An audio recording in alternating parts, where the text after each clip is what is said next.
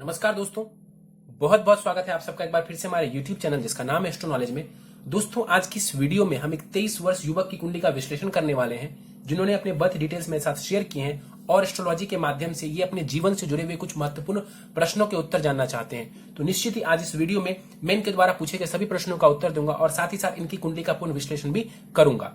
दोस्तों, वीडियो को शुरू करने से पहले हर बार की तरह आप सबसे निवेदन है कि अभी तक आपने हमारे YouTube चैनल एस्ट्रो नॉलेज को सब्सक्राइब नहीं किया है तो आप प्लीज इसे सब्सक्राइब कर दें और बेल आइकन को दबाना ना भूलें। साथ ही साथ दोस्तों, यदि आप सब भी इसी प्रकार अपनी कुंडली का विश्लेषण करवाना चाहते हैं या फिर मुझसे संपर्क करना चाहते हैं तो स्क्रीन पर फ्लैश हो रहे व्हाट्सएप नंबर के ऊपर आप मुझसे संपर्क कर सकते हैं और ज्यादा जानकारी के लिए आप नीचे डिस्क्रिप्शन बॉक्स को भी चेक कर सकते हैं। चलिए वापस आते हैं इस विश्लेषण के वीडियो के ऊपर।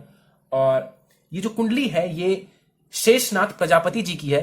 इन्होंने मुझसे रिक्वेस्ट किया था कि वीडियो में मैं इनका नाम लूं। इन्होंने खुद ही मुझे कहा था कि मैं इनका नाम बोलूं इस वीडियो में, इसलिए आज हम ये डिटेल्स रिवील कर रहे हैं, अदरवाइज हम नहीं करते हैं। तो ये शेषनाथ प्रजापति जी की कुंडली है। इनका डेट ऑफ बर्थ है 2 अक्टूबर 1996 96 11:40 रात के, और यूपी की एक जगह है ये, उत्तर प्रदेश का कोई एक शहर है ये। मैं एग्जैक्ट लोकेशन नहीं बता रहा हूं ताकि मैं कुछ डिटेल्स सारे डिटेल्स में शेयर नहीं करना चाहता हूं ऑनलाइन। चलिए सीधे इनके प्रश्नों के ऊपर चलते हैं। शेषनाथ जी के प्रश्नों के ऊपर जो उन्होंने पूछे हैं, इन्होंने बताया अपने बारे में कि मैंने ITI किया पर मैं उस क्षेत्र में नहीं जाना चाहता हूं और मैंने छोड़ दिया उस क्षेत्र को। अब मेडिकल कोर्स डी फार्मा करने की सोच रहा हूं, इसकी पढ़ाई में करने जा रहा हूं। क्या इसका कोर्स करने के बाद मेडिकल स्टोर खोलकर मैं सफल हो पाऊंगा अथवा नहीं। साथ ही साथ कहते हैं कि सिंगिंग में भी मुझे नॉलेज है, क्या इस क्षेत्र में करियर बना सकता हूं या नहीं। साथ ही साथ कहते हैं कि उन दोनों करियर में से मेरे लिए बेस्ट कौन सा करियर रहने वाला है। मन मेरा शांत नहीं रहता है। ये कहते हैं कि मेरा मन शांत नहीं रहता, क्या कारण है, क्या निवारण है। माता जी को हड्डी एवं नस संबंधित परेशानी है और कहते हैं कि बहुत कष्ट में है वो, क्या उपाय करूं कि उनको लाभ मिले। विवाह कब होगा, लव मैरिज करूंगा या अरेंज मैरिज, क्या 2 विवाह के भी योग हैं कुंडली में, और चलित एवं नवमांश कुंडली को देखने के लिए भी इन्होंने बोला है। तो विशेषकर मैं नवमांश चार्ट को देखता ही हूं। चलिए सीधे इनके लग्न कुंडली के ऊपर चलते हैं। इनकी लग्न कुंडली मेरे समक्ष है और वो प्रारंभ हो रही है 3 नंबर से। 3 नंबर यानी कि मिथुन लग्न की ये कुंडली बनती है। 21 डिग्री लग्न का मान है तो लग्न के पास बल अच्छा है। यहां पर देखा जाए मिथुन लग्न और राशि देखें तो वृषभ राशि बनती है, यानी चंद्रमा वृषभ राशि में जाकर के बैठे हुए। मिथुन लग्न के लोग कैसे होते हैं तो ये आमतौर पर कम्युनिकेशन स्किल्स बहुत जबरदस्त होती है, इनका नेटवर्क बहुत अच्छा होता है, कई सारे लोगों से इनको बातें करने का शौक होता है, हर तरीके की जानकारी इनके पास होती है। ऐसे लोगों के पास मार्केटिंग बहुत अच्छा कर सकते हैं ये। यहां पर देखा जाए लग्नेश बुध पराक्रम भाव में जाकर के बैठे हुए सूर्य की राशि में 28 डिग्री के साथ। लग्नेश का तीसरे भाव में जाकर के जाना कुछ बुरा नहीं है, बस ये एक ही बात बताता है कि इस व्यक्ति को खूब मेहनत करनी है, जीवन में सफलता चाहिए तो खूब मेहनत करनी है, क्योंकि शरीर उठ के मेहनत के भाव में चला गया। सीधा सा संबंध है, यहां सीधी सी बात है कि यहां पर इनको मेहनत करनी है यदि जीवन में कुछ प्राप्त करना है तो।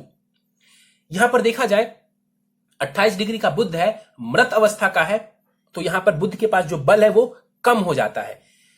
चलिए मंगल के ऊपर चलते हैं। मंगल द्वितीय भाव में बैठा हुआ है, नीच की राशि में बैठा हुआ है। मंगल यहां पर नीच की राशि में बैठे हुए हैं और यहां पर मंगल इस कुंडली में कौन है मैं आपको बता दूं तो मंगल जो है यहां पर वो षष्ठेश है और लाभेश है, यानी कि रोग ऋण शत्रु मुकदमा इस भाव के स्वामी ग्रह बनते हैं और लाभ स्थान के भी स्वामी ग्रह बनते हैं, जाकर के द्वितीय भाव में बैठे हैं। एक प्रकार से देखें तो लाभेश जब धन भाव में बैठता है तो ये धन योग बनाता है, लेकिन किस प्रकार का धन योग, जब ग्रह नीच की अवस्था में हो। तो नीच के मंगल है तो काफी हद तक यहां पर वो परेशानी खड़ी कर सकते हैं, खास करके सेविंग्स में ये मंगल परेशानी करेगा।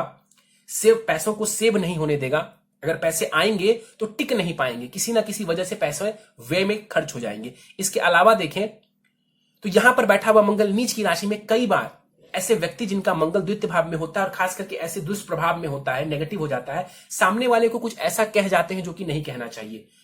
मतलब कि यहां पर बैठा हुआ मंगल कई बार गुस्से में आकर के व्यक्ति सामने वाले को ऐसा कुछ कह देता है, अपशब्द कह सकता है जो कि नहीं कहने चाहिए। तो यदि आप भी ऐसा कुछ करते हैं तो आपको ख्याल रखना चाहिए, और आप नहीं करते हैं तो बहुत अच्छी बात है। यहां पर मंगल देवता बैठे हुए हैं। सबसे इंपॉर्टेंट है कि इनकी नीचता भंग हो रही है कि नहीं। तो बिल्कुल ये जो है शनिदेव की राशि में नीच के होते हैं और शनिदेव केंद्र से, माफ करिए, लग्न से केंद्र में विराजमान है। तो इस सूत्र को लगाने के बाद मंगल देव की जो नीचता है वो भंग मानी जाएगी। तो मंगल का यहां पर नीच भंग हो रहा है। अब नीच भंग का मतलब ये नहीं है कि बहुत जबरदस्त स्थिति होगी, हाँ इतना जरूर है कि नीच भंग हो जाने की वजह से थोड़ा स्ट्रगल आप करेंगे, इनिशियल स्ट्रगल आप करेंगे, आपको लाभ देखने को मिलेगा। याद रखिएगा मेरी बात को, इनिशियल स्ट्रगल देगा मंगल, चाहे इसकी दशा है या इससे जुड़े हुए फील्ड में आप काम करें, लेकिन यदि आप मेहनत करते हैं आप सफलता प्राप्त कर लेंगे। मंगल यहां पर कुमार अवस्था के साथ 50% के आसपास का बलाबल है, तो यहां पर मंगल की दृष्टि जो जाएगी कुंडली के पंचम भाव के ऊपर दृष्टि डालेंगे, तो यहां पर जो है मित्रवत दृष्टि तो नहीं होगी, नीच के मंगल है। यहां पर शिक्षा संतान संबंधित थोड़ी सी परेशानी, जैसे कि आपने आईटीआई किया लेकिन आपने उसको छोड़ दिया, तो वही है, शिक्षा संतान संबंधित थोड़ी सी परेशानी ये खड़ी कर सकते हैं। संतति भी जो होगी, हो सकता है तो प्रथम संतति जो है वो सर्जरी के माध्यम से हो, ऐसा कई बार देखा गया है। यहां पर देखा जाए मंगल की दृष्टि कुंडली के अष्टम स्थान के ऊपर जाएगी, उच्च की दृष्टि होगी, ससुराल पक्ष से लाभ करवा सकते हैं। हालांकि आपको चोट चपेट का योग भी यहां पर बैठा हुआ मंगल बना देगा, तो अपना ध्यान रखें। इसके अलावा मंगल की जो दृष्टि जाएगी भाग्य स्थान के ऊपर, तो यहां पर कई बार भाग्य संबंधित थोड़ी सी परेशानी खड़ी ये कर सकते हैं, क्योंकि इनकी शत्रु दृष्टि है और ये नीच के हैं, और इस कुंडली में मंगल मारक ग्रह है, इस बात को आपको याद रखना चाहिए। चलिए आगे बढ़ते हैं, चलते हैं तीसरे भाव की तरफ। तीसरा भाव जो होता है वो कम्युनिकेशन का होता है, छोटे भाई बहन का होता है। तीसरा भाव होता है फ्रेंड्स का, फ्रेंड सर्कल का, और तीसरे भाव से जो है हम छोटी मोटी यात्राओं को भी देखते हैं। यहां पर शुक्र और बुध आकर के बैठा हुआ है, बुध लग्नेश है, तीसरे भाव में जाकर के बैठा हुआ है। शरीर ही छोटी मोटी यात्राओं के भाव में बैठ गया, तो हो सकता है आप जर्नी बहुत करें, जर्नी बहुत करवा सकता है। यहां पर बैठा हुआ बुध आपको, यहां पर बैठा हुआ बुध जो है वो साहसी बनाता है, पराक्रमी बनाता है, मेहनती बनाता है। यहां पर देखा जाए शुक्र और बुध एक साथ बैठे हुए हैं, कुंडली में लक्ष्मी नारायण योग का निर्माण हो जाता है। लक्ष्मी नारायण योग का निर्माण हो जाता है। ये योग आपको धन लाभ देने में बहुत मददगार होगा। मेहनत करेंगे, देखिए मेहनत के भाव में ये योग बन रहा है, तो मेहनत करेंगे तभी इसका लाभ मिलेगा, अन्यथा नहीं मिलेगा। बुध देखा जाए सुखेश भी हैं और आपके लग्नेश भी हैं, तीसरे भाव में बैठे हुए, सुख भाव से 12 घर पीछे। चतुर्थ भाव होता है माता के सुख का, माता के लिए देखते हैं चतुर्थ भाव को। चतुर्थ भाव को प्रॉपर्टी के लिए, मकान के लिए, वाहन के लिए देखते हैं। वहां से 12 घर पीछे जाकर के द्विद्वादश का दोष बना करके बुध बैठा हुआ, ये वीक पॉइंट बनता है। माता के स्वास्थ्य में परेशानी आ सकती है, या तो उनके साथ संबंध थोड़े गड़बड़ हो सकते हैं। इसके बाद देखा जाए यहां पर बुध 28 डिग्री के साथ मृत अवस्था का है, आपको भूलना नहीं चाहिए, बल बहुत कम है बुध के पास। मान लेते हैं बुध की दृष्टि जो जा रही कुंडली के नवम स्थान के ऊपर, ये कैसा परिणाम देगी। नवम स्थान के ऊपर जो बुध की दृष्टि है वो आपके भाग्य में बढ़ोतरी करेगी, यात्राओं में आपको लाभ करवा देंगे। शुक्र 4 डिग्री का शुक्र है। सबसे अच्छी बात यह है कि तात्कालिक मैत्री हो रही है, अदरवाइज शुक्र यहां पर अपने अति शत्रु सूर्य के भाव में बैठे हुए, लेकिन तात्कालिक मैत्री हो जाने की वजह से इनके रिजल्ट्स भी आपको अच्छे मिलेंगे। शुक्र इस कुंडली का कैसा ग्रह है तो आपको बता दूं, पंचमेश है और द्वादशेश है। शिक्षा संतान भाव की स्वामी ग्रह है शुक्र, तीसरे भाव में बैठे हुए हैं। कहीं ना कहीं क्रिएटिव स्किल्स देंगे आपको, आर्टिस्टिक स्किल्स देंगे, क्रिएटिव बनाएंगे आपको। और यहां पर बैठा हुआ शुक्र जो है आपको कहीं ना कहीं कला के क्षेत्र से जो है जोड़ने का कार्य करेगा। 4 डिग्री का शुक्र है, 25% बलाबल के साथ बाल अवस्था का यहां पर बैठा हुआ है। और यहां पर शुक्र बैठ करके जो आपके भाग्य स्थान को देख रहे हैं, विदेश की यात्रा के भाव को देख रहे हैं, तो विदेश की यात्रा या फिर लंबी दूरी की यात्रा, भले ही भारत में ही हो लेकिन लंबी दूरी की यात्रा भी आपको अपनी दशांतर दशा में ये करवा सकते हैं। यहां पर देखा जाए शुक्र जो है आपको छोटी मोटी कई सारी यात्राएं करवाने वाले होंगे। चलिए आगे बढ़ते हैं, चतुर्थ भाव के ऊपर चलते हैं। राहु और सूर्य जो है आपके 4th हाउस में बैठे हुए हैं। मैंने बताया कि 4th हाउस क्या है, तो माता से सुखों का, वाहन सुख, मकान सुख, जीवन के ओवरऑल हैप्पीनेस जिसको सुख कहते हैं, उसके लिए चतुर्थ भाव को देखते हैं, इसीलिए इसको हम सुख भाव कहते हैं और इसके स्वामी ग्रह को हम सुखेश कहते हैं। अब इस भाव में देखें तो सूर्य बैठा हुआ है और राहु बैठा हुआ है। सूर्य राहु के साथ बैठ जाने की वजह से ग्रहण दोष बन रहा है चतुर्थ भाव में। प्रॉपर्टी लेने में परेशानी, मकान लेने में परेशानी, गाड़ी खरीदने में परेशानी, माता के स्वास्थ्य में परेशानी, ये सब परेशानी आपको देखने को मिल सकती है। और यहां पर देखा जाए तो डिग्री सिर्फ 2 डिग्री का फासला है यहां पर, तो ये जो दोष बन रहा है इसका अच्छा खासा प्रभाव आपको देखने को मिलेगा। एक बात और बता दूं, सूर्य जो है वो नीचा रोही है आपकी कुंडली में। नीचा रोही का मतलब होता है कि नीचता की तरफ बढ़ रहे हैं, तो यहां पर सूर्य थोड़े वीक हो जाते हैं। देखा जाए यहां पर सूर्य जो बैठा हुआ है, बस माता के स्वास्थ्य का ध्यान रखिए, उनके स्वास्थ्य का ध्यान रखिए, उनके साथ संबंधों को अच्छा बनाए रखने की कोशिश करें। हाँ, सूर्य की जो दृष्टि जाएगी 10वें स्थान के ऊपर, ये आपको सरकारी नौकरी मिलने में मदद करेगा, इसमें कहीं कोई दो राय नहीं है। यहां पर देखा जाए अपनी मेहनत से आप मकान बनाने वाले होंगे, ग्रहण दोष की वजह से उसमें परेशानी आएगी आपको। राहु देखें 14 डिग्री का बैठा हुआ है, बुध के भाव में बैठा हुआ है, बुध तीसरे भाव में बैठा हुआ है, बुध ना केंद्र में है ना त्रिकोण में है, ये एक छोटा सा वीक पॉइंट बन गया राहु के पॉजिटिव रिजल्ट्स मिलने में। और यहां पर बैठ करके राहु आपको ऐश्वर्य तो दे देगा, प्रॉपर्टी भी दे देगा, लेकिन उसके लिए बुध को थोड़ा आप बेहतर कर लीजिए। यहां पर बैठा हुआ राहु घर में कलह की स्थिति दे सकता है, उसको लेकर के सजग रहिए। राहु की जो दृष्टि जाएगी कुंडली के अष्टम भाव के ऊपर, मित्रवत दृष्टि होगी, तो आयु को कोई क्षति नहीं पहुंचाएंगे ये, लेकिन यहां पर दृष्टि डाल करके हो सकता है ससुराल पक्ष के साथ आपको थोड़ी बहुत मतभेद करवा दे, तो संबंध अच्छे रखें। साथ ही साथ यहां पर राहु हो सकता है आपको अचानक से धन का लाभ करवा दे। मित्रवत दृष्टि है तो हो सकता है अचानक से आपको धन का लाभ भी करवा दे। और ससुराल पक्ष से भी यदि मतभेद होता है तो कोई बहुत मेजर मतभेद नहीं होगा, छोटी मोटी बातों पे हो सकता है, क्योंकि मंगल की भी दृष्टि जा रही है। सडन गेन ये आपको करवा सकता है लाइफ में। और राहु की दृष्टि जो कुंडली के दसम स्थान के ऊपर जाएगी, स्टेबिलिटी को कम कर देंगे लाइफ में। यदि जैसे कि किसी का करियर बहुत अच्छे से चलता रहता है, कोई दिक्कत नहीं आती, तो हो सकता है आपकी करियर में थोड़ा अप एंड डाउन आए। कब? तो जब राहु की दशा चलेगी तब।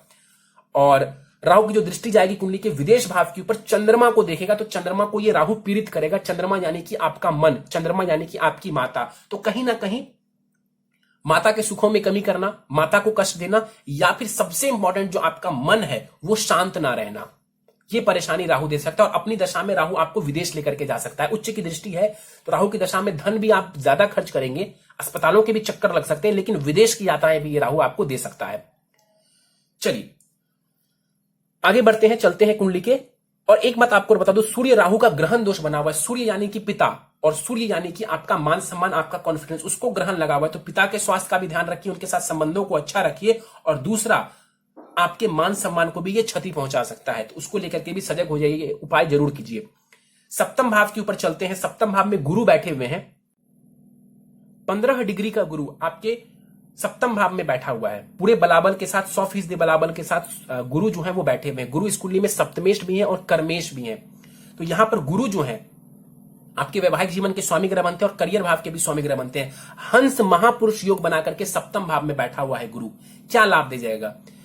निश्चित रूप से आपकी जो पत्नी होंगी वो सुंदर तो होंगी भी, संस्कारी भी होंगी, पतिव्रता पत्नी मिलेंगी आपको। और सप्तम भाव में गुरु जो है वो भावनाश करते हैं, लेकिन चूंकि अपनी ही राशि में बैठा हुआ है, अपने ही भाव में बैठा हुआ है, महापुरुष योग बना रहा है, तो ऐसी कोई भी बात लागू नहीं होगी। यहां पर बैठा हुआ गुरु आपको जबरदस्त लाभ देगा। आपका दाम्पत्य जीवन बहुत ही बेहतरीन रहने वाला है, उसको लेकर के कहीं से कोई परेशानी नजर नहीं आ रही है, और ये गुरु की वजह से है। यहां पर गुरु हंस योग बना करके बैठे हुए हैं। बिजनेस में आपको लाभ हो सकता है, पार्टनरशिप में आपको, बिजनेस में यदि आप पार्टनरशिप करते हैं उसमें भी आपको बहुत लाभ की स्थिति देखने को मिल सकती है। गुरु की दृष्टि लाभ स्थान के ऊपर जाएगी, बिजनेस से लाभ, पत्नी से लाभ करवा देंगे। गुरु की दृष्टि लग्न के ऊपर जाएगी, पर्सनालिटी अच्छी कर देंगे, आपके जो है आपका व्यक्तित्व थोड़ा अच्छा कर देगा। गुरु आपको ज्ञान देने का काम करेगा। गुरु की दृष्टि तीसरे भाव के ऊपर पड़ेगी, मित्रवत दृष्टि होगी, आपके साहस पराक्रम में ये बढ़ोतरी कर देंगे। करियर भाव के स्वामी ग्रह बनते हैं, दशमेश बनते हैं गुरु, और सप्तम भाव में जाकर के बैठे हुए निश्चित रूप से आप कुछ ऐसा कार्य कर सकते हैं जिसमें पब्लिक का इन्वॉल्वमेंट हो, ऐसा कुछ कार्य आप कर सकते हैं। और बिजनेस भी आप चाहें तो कर सकते हैं, आपको लाभ देगा। आगे बढ़ते हैं, दसम स्थान के ऊपर करियर भाव के ऊपर चलते हैं, प्रोफेशन हाउस के ऊपर शनि और केतु बैठे हुए हैं। शनि इस कुंडली में कारक ग्रह है, क्योंकि वो भाग्येश है आपके, अष्टमेश भी है, लेकिन भाग्येश है तो अष्टमेश होने का कोई दोष उनको नहीं लगेगा। लग्नेश के अतिमित्र है। केंद्र त्रिकोण राजयोग बना करके यहां पर जो शनि देवता है वो बैठे हुए हैं। शनि केंद्र त्रिकोण राजयोग बना करके बैठा हुआ है, बहुत जबरदस्त स्थिति है। शनि वक्री भी है और 9 डिग्री के साथ बैठे हुए। शनि का वक्री होना कहीं से कोई बुरा नहीं है आपके लिए। शनि यहां पर आपको अच्छा लाभ दे जाएंगे, उसको लेकर के चिंतित नहीं होना है। शनि यहां पर 9 डिग्री के साथ 50% बलाबल के साथ बैठा हुआ है वृद्ध अवस्था में। यहां पर देखा जाए भाग्य से आपको लाभ करवा देंगे शनि देवता, करियर में आपको लाभ करवा देंगे। हाँ, इतना जरूर है कि शनि यहां पर जो बैठे हुए हैं, इनकी जो दसम दृष्टि जाएगी वो जाएगी आपके विवाह भाव के ऊपर, तो विवाह में थोड़ा सा ये विलंब कर देंगे, बाकी कोई परेशानी नहीं। शनि की तीसरी दृष्टि जो चंद्रमा और विदेश भाव के ऊपर जाएगी, चंद्रमा को पीड़ित करेंगे। राहु की दृष्टि चंद्रमा पे थी, शनि की भी दृष्टि चंद्रमा पे है। चंद्रमा यानी कि आपका मन, तो मन बहुत पीड़ित कर देंगे शनि देवता।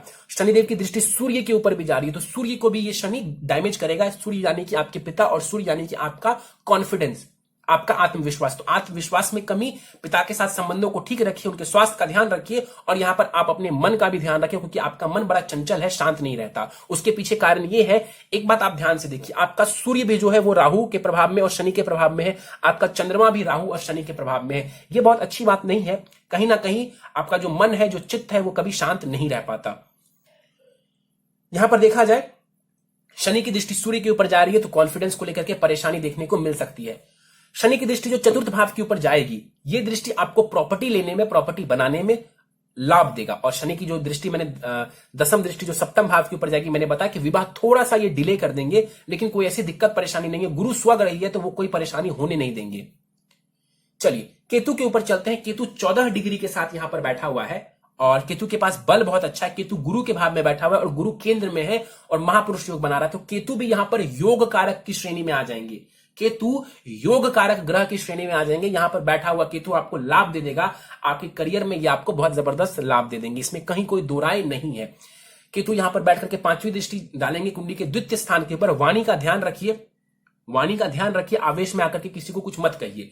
और धन का भी ध्यान रखिए, सेविंग्स का बहुत विशेष रूप से आपको ध्यान रखने की जरूरत है। केतु की दृष्टि चतुर्थ भाव के ऊपर जाएगी, माता के सुखों का ध्यान रखिए। और केतु की दृष्टि जो कुंडली के छठे भाव के ऊपर जाएगी, यहां पर दृष्टि डाल करके ये आपके शत्रुओं को मारने का काम करेंगे, आपको शत्रुओं से रक्षा करेंगे। तो इसके लिए भी ये जो केतु की प्लेसमेंट है वो बढ़िया है। चलिए चलते हैं कुंडली के 12वें घर के ऊपर। चंद्रमा बैठा हुआ है, उच्च की राशि में बैठा है, 26 डिग्री का बाल अवस्था का चंद्रमा है। दिखने में बहुत अच्छा लग रहा है कि चंद्रमा उच्च की राशि में बैठा हुआ है, लेकिन एक बात आपको बता दो कि चंद्रमा अकेले बैठे हैं, पीछे कोई नहीं, आगे कोई नहीं। चंद्रमा को केमद्रम दोष लग गया। इसके अलावा मैंने आपको बताया था कि शनि की दृष्टि और राहु की दृष्टि इस चंद्रमा पर पड़ रही है। दो नेगेटिव ग्रहों की दृष्टि इस चंद्रमा पर पड़ रही है। ऊपर से ये चंद्रमा ऑलरेडी केमद्रम दोष में फंसे हुए, तो कभी भी आपका मन शांत नहीं रहेगा। 12वां घर होता है नुकसान का, विदेश का। तो यदि आप विदेश जाते हैं तो थोड़ा बहुत ये चंद्रमा फायदा कर देगा, इमेजिनेशन पावर को अच्छी कर देगा, आपकी क्रिएटिविटी में ये आपको थोड़ा लाभ दे देगा। लेकिन यहां पर बैठा हुआ चंद्रमा धन का बहुत वेस्टेज करवा सकता है। क्यों? क्योंकि ये आपके धन और वाणी भाव के स्वामी ग्रह है, उच्च का हुआ है लेकिन 12वें घर में। तो या तो विदेश जाएंगे तब बहुत लाभ करवा देगा ये आपको धन संबंधित, अदरवाइज परेशानी है धन का विशेष रूप से। क्योंकि देखिए धन भाव में जो मंगल है वो नीच की राशि में है और चंद्रमा उच्च के तो हुए, तो मंगल के पास बल तो आएगा, लेकिन ये विदेश भाव में और खर्च भाव में उच्च का हुआ, तो सेविंग्स के खर्चे ये करवा सकते हैं। ये एक छोटा सा वीक पॉइंट बनता है कुंडली में। हालांकि सबसे इंपॉर्टेंट है आपका मन जो शांत नहीं रहता, तो उसके लिए जो है उसका जो कारण है वो राहु और शनि की दृष्टि यहां पर पड़ रही है, उसके पीछे ये कारण है। चंद्रमा की दृष्टि जो छठे भाव के ऊपर जाएगी, कोल्ड कफ, इन सब चीजों का ध्यान रखिए। कोई विशेष रोग तो चंद्रमा आपको नहीं देगा, ऐसा मुझे नहीं लग रहा, कोई विशेष रोग दे ऐसा नहीं लग रहा मुझे। चलिए ये था आपकी कुंडली में ग्रहों का विश्लेषण। और मैंने आपको बताया कि यहां जो है ग्रहण दोष बन रहा है, कि मध्यम दोष बन रहा है। ये जो दो दोष हैं आपको बन रहे हैं आपके लग्न चार्ट के अनुसार। और योग जो है एक हंत महापुरुष योग बहुत जबरदस्त है, और दूसरा लक्ष्मी नारायण योग यहां पर शुक्र और बुध का बना हुआ है, वो भी बहुत जबरदस्त स्थिति नजर आ रही है। दशा के ऊपर चलते हैं। अभी आपको जो राहु की महादशा है वो खत्म हुई है 27 फरवरी 2020 को।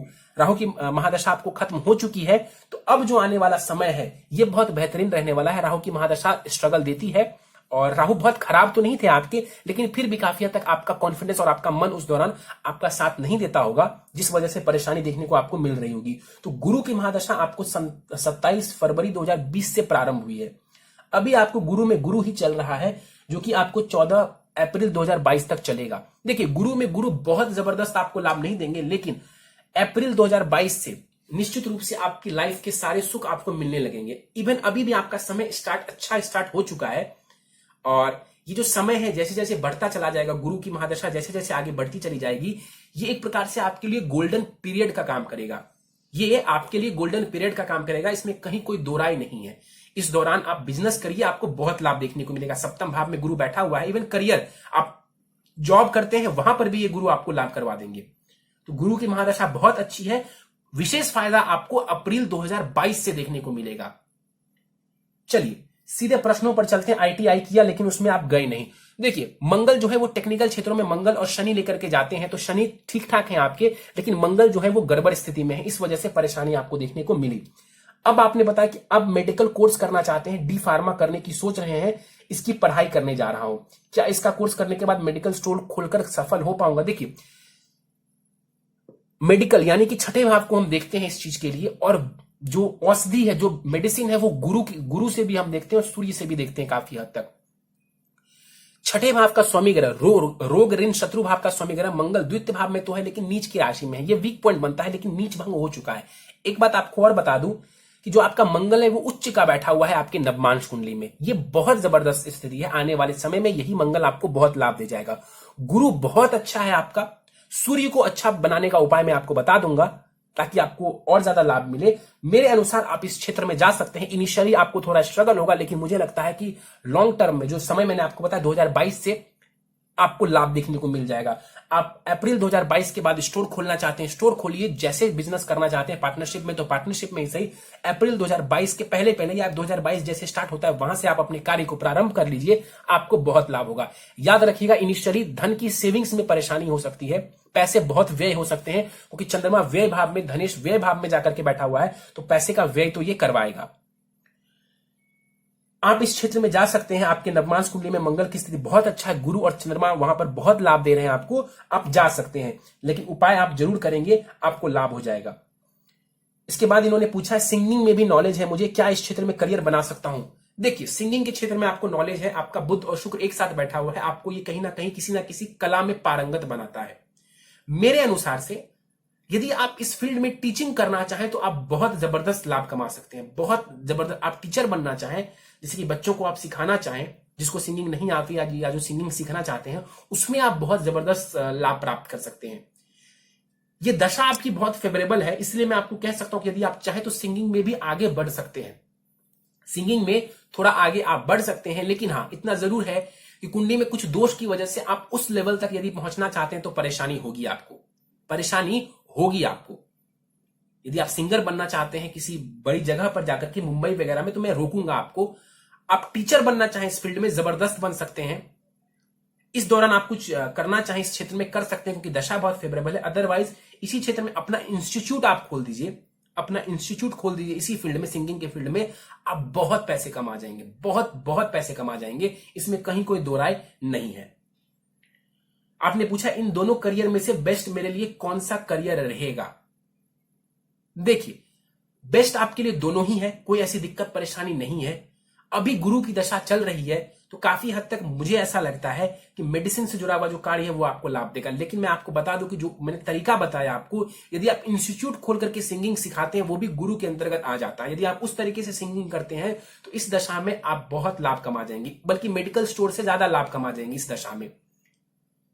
लेकिन यदि आप कहीं जाना चाहते हैं, मुंबई जाना चाहते हैं या दिल्ली जाना चाहते हैं, और वहां जाकर के आप कुछ ऑडिशन वगैरह देना चाहते हैं और सिंगर बनना चाहते हैं, तो शायद मुझे परेशानी नजर आ रही है।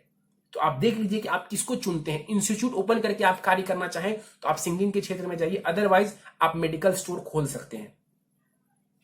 मन शांत नहीं रहता है, मैंने कारण बता दिया। चंद्रमा के मध्यम दोष में है, शनि राहु की दृष्टि जा रही है, यही कारण है। माता जी को हड्डी एवं नस संबंधित परेशानी है। चतुर्थ भाव, सूर्य राहु का ग्रहण दोष। अपने भाव से बुध जो है वो 12 घर पीछे जाकर के बैठा हुआ है, वीक पॉइंट बनता है। शनि की दृष्टि पड़ना, ये भी कहीं ना कहीं थोड़ी सी परेशानी दे रहा है। तो इसके लिए जो है आप अपने सूर्य को बेहतर बनाइए, और उनकी कुंडली पर्सनली जो है, उनकी कुंडली बहुत ज्यादा मायने रखती है, क्योंकि ये उनके हेल्थ की बात है। हाँ, आपके चार्ट से ये जरूर मालूम पड़ रहा है कि उनको कोई ना कोई कष्ट और परेशानी है, वो आपके सूर्य और राहु के कारण है। बहुत कष्ट में है, क्या उपाय करूं? सूर्य को बेहतर बनाइए, मैं उपाय बता दूंगा।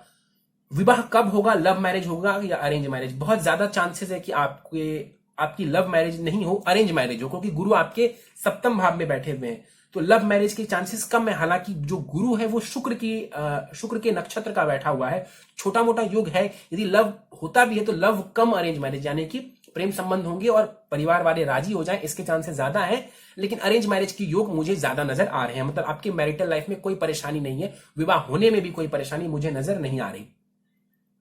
इसके बाद आपने पूछा कि क्या कुंडली में 2 विवाह के योग है? नहीं, कुंडली में 2 विवाह के योग नहीं है। हाँ, इतना जरूर है कि शनि की दृष्टि पड़ रही है आपकी कुंडली के सप्तम भाव के ऊपर, तो विवाह थोड़ा विलंब से करेंगे तो कोई दिक्कत नहीं होगी। विवाह हड़बड़ी में करेंगे तो थोड़ी बहुत परेशानी हो जाएगी, लेकिन विवाह टूट जाए इसके चांसेस ना के बराबर है।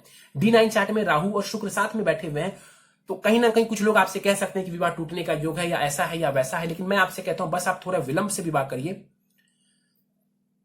आपको कोई दिक्कत परेशानी देखने को नहीं मिलेगी। अभी आप 23 वर्ष के हैं, गुरु की महादशा आपको चल रही है, अभी आप विवाह मत करिए तुरंत, 4-5 वर्षों के बाद विवाह करिए, कोई दिक्कत परेशानी आपको देखने को नहीं मिलेगी। नवमांश कुंडली मेरे समक्ष है, नवमांश कुंडली के बारे में मैं आपको बता देता हूं। नवमांश कुंडली में बहुत अच्छी स्थिति है, गज केसरी योग बन रहा है गुरु चंद्रमा का, वो आपको लाभ दे जाएगा। मंगल उच्च का है, जबरदस्त। शनि भी वहां पर अच्छी स्थिति में है, केतु भी उच्च का है, राहु भी उच्च का है, और मरकरी भी ठीक ही कहूंगा, शुक्र की भी स्थिति अच्छी है। एक जो ग्रह वहां पर भी गड़बड़ है वो है सूर्य। सूर्य और राहु का ग्रहण दोष वहां भी बन रहा है, यानी कि आपका जो सन है वो डैमेज्ड है। तो यहां पर मान सम्मान और पिता के सुखों में ये कमी करेंगे और कहीं ना कहीं जितनी मेहनत आप कर रहे हैं उस मेहनत का उतना लाभ आपको ये नहीं दे पाएंगे। तो सूर्य को थोड़ा बेहतर बनाइए ताकि आपको परेशानी ना हो। चलिए सीधे उपाय के ऊपर चलते हैं और मैं आपको उपाय बता देता हूं। प्रथम उपाय है आपको नित्य ओम ब्रीम बृहस्पति नमः इस मंत्र का 108 बार जाप करना है। हर गुरुवार किसी भी मंदिर जाकर के भगवान के आपको दर्शन करने हैं। गुरु ऑलरेडी बहुत पॉजिटिव है आपका, बहुत ज्यादा कुछ करने की आवश्यकता नहीं है। अगर फिर भी मन हो गुरु के लिए कुछ करने का तो एक 5 मुखी रुद्राक्ष आता है, इजीली मिल जाता है, बहुत सस्ता होता है। आप 5 मुखी रुद्राक्ष धारण कर सकते हैं अपने गले में। वैसे उसकी बहुत ज्यादा आवश्यकता नहीं है। नित्य भगवान सूर्य को अर्घ दीजिए, जरूर से जरूर दीजिए, आपको देना चाहिए, चाहे दिन में 10 बजे दें लेकिन दें। भगवान सूर्य को अर्घ दें। गायत्री मंत्र का 21 बार जाप करें नित्य।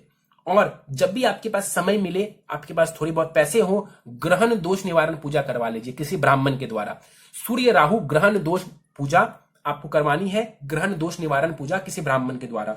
जब तक नहीं करा लेते हैं तब तक सूर्य को अर्घ देते रहें, गायत्री मंत्र का जाप करें। चाहे तो सूर्य के मंत्र ओम घृणी सूर्याय नमः, ओम घृणी सूर्याय नमः, ये सूर्य देव का बीज मंत्र है, इसके भी आप 108 बार नित्य जाप कर सकते हैं यदि आपके पास समय हो तो। अगला उपाय है आपको नित्य हनुमान चालीसा एवं बजरंग बाण का पाठ करना है, इससे आपको बहुत लाभ देखने को मिलेगा। नीलम धारण आप कर सकते हैं यदि आप कोई रत्न धारण करना चाहें, यदि आप रत्न की सलाह लेना चाहें कि मैं कौन सा रत्न धारण करूं तो आप नीलम धारण कर सकते हैं। हालांकि मैं आपको बता दूं अभी उस रत्न को धारण करने की कहीं से कोई आवश्यकता नजर नहीं आती है।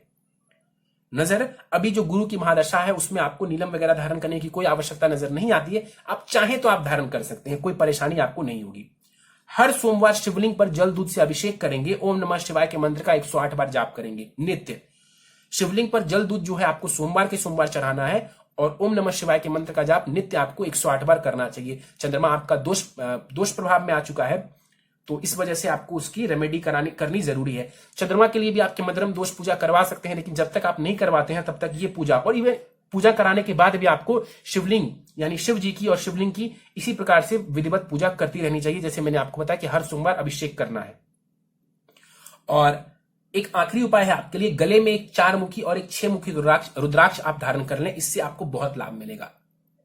5 मुखी रुद्राक्ष जो मैंने आपको बोला था उसकी बहुत ज्यादा आवश्यकता नहीं है, आप चाहें तो तीनों भी धारण कर सकते हैं एक साथ, कोई परेशानी नहीं है। लेकिन 4 मुखी और 6 मुखी रुद्राक्ष जो है आपके लिए बहुत जरूरी है, वो आप धारण कर लीजिए, आपको बहुत लाभ देखने को मिलेगा।